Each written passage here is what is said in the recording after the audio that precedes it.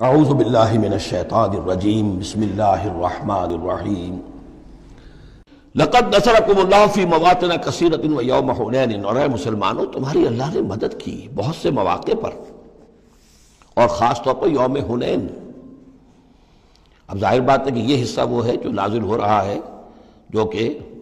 ہم کون سے رکوع میں پہنچ گئے؟ چوتھے رکوع میں پہنچ گئے، تو چوتھا اور پانچواں پھر وہ ہے جو ذی قعدہ سن 9 میں نازل ہو رہا ہے۔ تیسرا رکوع جہاں ختم ہوا وہ 2 رکوع ختم ہو گئے کہ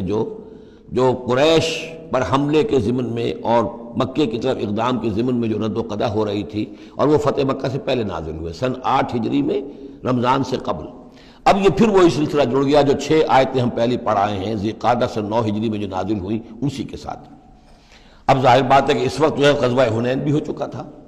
لقد نصرکم اللہ فی مواطن کثیرۃ، اللہ نے تمہاری مدد کی ہے مسلمانوں بہت سے مواقع پر، ویوم حنین، حنین کے دن بھی کی،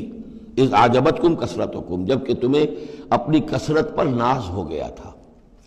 اب یہ بھی یہ نہ سمجھیے کہ سب مسلمانوں کو ہو گیا تھا۔ حضور جب فتح مکہ کے وقت آئے ہیں مکے میں تو 10,000 مسلمان آپ کے ساتھ تھے۔ پھر اس کے بعد آپ نے جب طائف پر حملے کا فیصلہ کیا اور اس کے بعد آپ میدان میں نکلے اور حنین کی جنگ ہوئی ہے تو 12,000 کا لشکر آپ کے ساتھ تھا۔ 10,000 وہ تھے اور 2,000 یا تو وہ لوگ تھے جو فتح مکہ کے بعد ایمان لائے، نو مسلم سمجھ لیجئے اسی وقت جو ایمان لائے، اور یا ابھی وہ مشرک ہی تھے لیکن چونکہ اب وہ رعایا ہو گئے مسلمانوں کی تو وہ بھی گویا کہ شریک تھے اس میں ان کے خادموں اور معاونین کی حیثیت سے۔ 12,000 کا یہ لشکر جب گزر رہا تھا ایک وادی سے، اور اس وادی کے دونوں طرف پہاڑیاں تھیں، تو جو تیر انداز تھے اور وہ بہت ہی نشانے والے لوگ تھے تو انہوں نے مورچے بنا رکھے تھے پہاڑیوں کے اوپر، ان کے اوپر سے تیروں کی بوچھاڑ آئی ہے، تو یہ نشیب میں ہے، وادی میں ہے، اوپر سے بیراج آ رہا ہے، اس کے نتیجے میں بھگدڑ مچ گئی۔ بعض روایات میں تو آتا ہے کہ حضور کے ساتھ صرف 30-40 آدمی رہ گئے، علامہ شبلی نے یہی لکھا ہے 30-40 آدمی رہ گئے،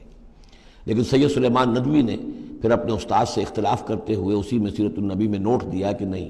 300-400 آدمی رہ گئے تھے، لیکن 300-400 آدمی بھی رہ جائیں 12,000 میں سے تو بھگدڑ بہت بڑی۔ اس وقت پھر حضور خود اپنی سواری سے اترے ہیں، علم اپنے ہاتھ میں لیا ہے، رجز آپ نے پڑھا ہے، انا النبی لا کذب انا ابن عبد المطلب، میں نبی ہوں اس میں کوئی شک نہیں، چاہے یہ 12,000 میرا ساتھ دے تب بھی نبی ہوں، کوئی ساتھ نہ دے تب بھی نبی ہوں، اور میں عبد المطلب کا بیٹا یعنی پوتا میدان میں موجود ہوں۔ اس پر پھر یہ کہ آپ نے لوگوں سے کہا کہ پکارو الیہ یا عباد اللہ، الیہ یا اصحاب الشجرہ، الیہ یا اصحاب البدر، کہاں جا رہے ہو اے بدریوں، کہاں جا رہے ہو اے جو صلح حدیبیہ کے وقت جنہوں نے مجھ سے بیعت کی تھی موت کی، بیعت رضوان، کہاں جا رہے ہو؟ پھر لوگ پلٹے ہیں، پھر فتح ہو گئی۔ اذ اعجبتکم کثرتکم، جب کہ تمہیں اپنی کثرت پر ناز ہو گیا تھا، فلم تغن عنکم شیئا، تو وہ کثرت تمہیں کچھ نہ بچا سکی، کچھ کام نہ آ سکی تمہارے، وضاقت علیکم الارض بما رحبت، اور تم پر زمین اپنی پوری فراخی کے باوجود تنگ آ گئی، تنگ پڑ گئی، تنگ ہو گئی، ثم ولیتم مدبرین، اور پھر تم پیچھے پیٹھ موڑ کر بھاگے۔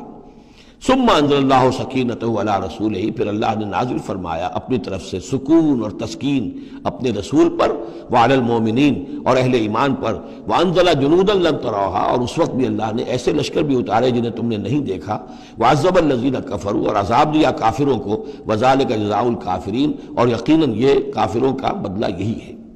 ثم یتوب اللہ من بعد ذلک علی من یشاء، پھر اس کے بعد بھی اللہ تعالیٰ توبہ نصیب فرما دے گا اپنے بندوں میں سے جس کو چاہے گا، اللہ غفور اور رحیم ہے۔ یا ایھا الذین آمنوا انما المشرکون نجس فلا یقربوا المسجد الحرام بعد عامہم ھذا، اہل ایمان یہ مشرک ناپاک ہیں، پلید ہیں، تو اب یہ اس سال کے بعد مسجد حرام کے قریب نہ پھٹکنے پائیں۔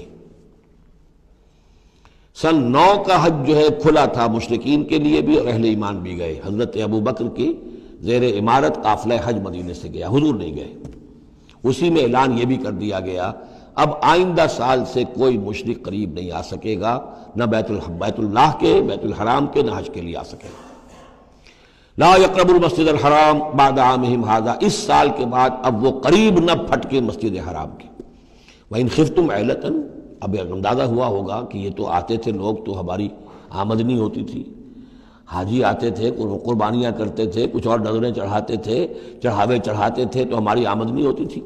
وَإِنْ خِفْتُمْ عَيْلَةً، اگر تمہیں فقر کا اندیشہ ہو فَسَوْفَ يُغْنِيكُمُ اللَّهُ مِنْ فَضْلِهِ، تو عنقریب اللہ تعالیٰ تمہیں غنی کر دے گا اپنے فضل سے انشاء، اگر وہ چاہے گا۔ ان اللہ علیم الحکیم، یعنی اتنی آئیں گی غنیمتیں تمہارے پاس کہ تم سے سنبھالی نہیں جائیں گی۔ حضور کے انتقال کے بعد چند سال کے اندر اندر سلطنت فارس اور سلطنت روما اور وہاں سے جو سیلاب آیا ہے مال غنیمت کا، تو حضور نے تو یہی فرمایا تھا کہ اے مسلمانوں، اس دنیا سے جاتے ہوئے آپ نے فرمایا تھا کہ مجھے تم پر فقر کا اندیشہ نہیں ہے، مجھے تو اندیشہ اب یہ ہے کہ تم پر دولت کے انبار آ جائیں گے تمہارے قدموں میں، اور پھر تم اس دولت کی وجہ سے ایک دوسرے کی گردنیں مارو گے۔